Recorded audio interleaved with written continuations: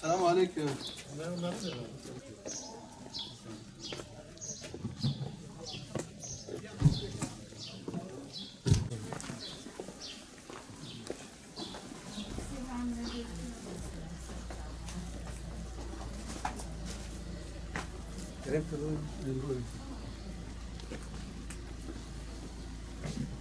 Kerpiçi var o buna tabii. Yollarda çıkıp çatlağı dahi, abi kenarı çatlağı dahi.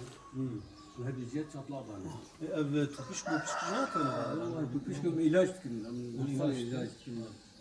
Evet. Eşine konu tefkir. Aa, kiriş taşıyıcı eleman etem burada ya, okey. Ya. Olan işitme bir şey. Onun maalesef. Ben. O da alifar mı? Tepçeklik lise var atafa. Ama bir işçi. Ne avunama yani özel kahve betonu ne var? Özel kahve betonu mu? Özel kahve betonu gona mı icatı xor kahve? Ya, kari kenarı gibi şimdi. Kenarı var ve de şu. Öde çatlak dahi. Serbest.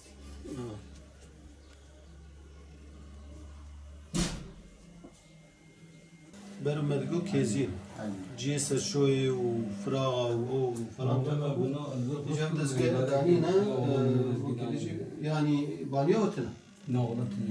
Banyo der babu mecbur maksat bile. Banyo derbe bu. Evet, der babu. Çenel.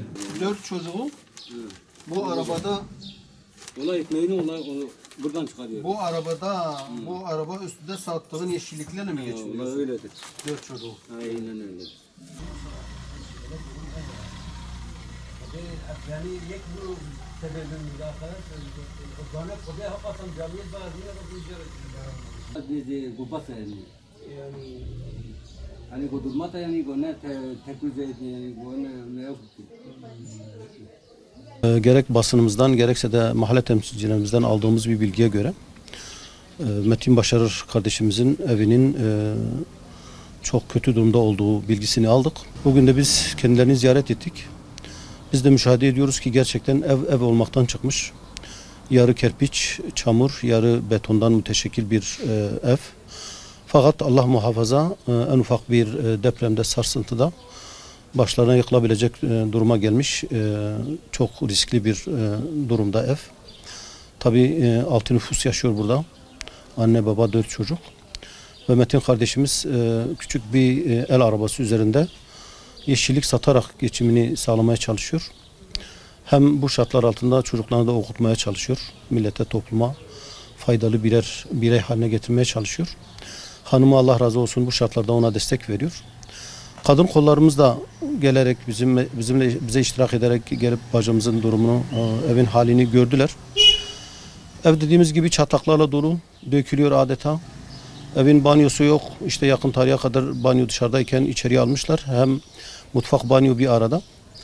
Yani evin durumu 50 yıl öncesinin birçok evin bulunduğu bir durumda bu günümüz itibariyle.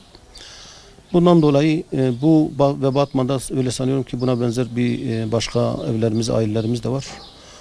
Bizim Batman valisinden, yetkililerinden talebimiz bir an önce bu kardeşimize el uzatsınlar. Bu evi yıkıp yeniden onurlu bir yaşam sürecek şekilde bu evi yeniden yapsınlar ve bu kardeşlerimiz de insanca yaşamayı hak ediyor. Hüdapar olarak biz gelip evi yerinde gördük, inceledik ve yetkililere bu çağrıda bulunuyoruz. Batman yöneticileri bu gibi durumlara bir fon ayırsınlar. Gerek işte evlerinin yenilenmesi gerektiğinde, işte gençlerimizin evliliklerinde, okumada, eğitimlerini görmede yardımcı olmalarında işte bu fondan bu kardeşlerimize hemen destek olup onları bu halden çıkarmaya, onları bu halden kurtarmaya, onurlu bir yaşam sürme zemini oluşturmaya çalışalım.